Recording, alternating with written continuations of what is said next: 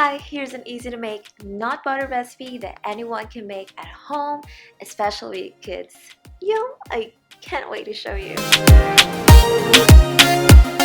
Almond butter is very hard to find in local groceries here in Dubai, and if I did find one, it can also be a bit expensive. So I tried searching online and my mind was blown when I found out how easy it was to make nut butters at home. So let's dive right in.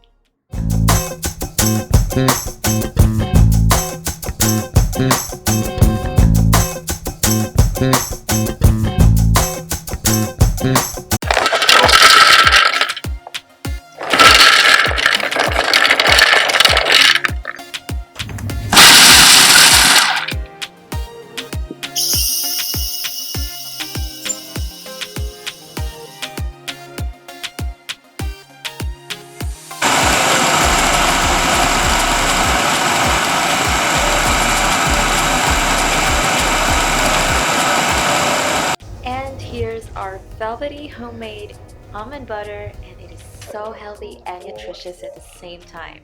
You can store this in an airtight jar for a month and enjoy this as a spread, topping, or a dip. You can also visit my website in the link below to get the full recipe. Enjoy!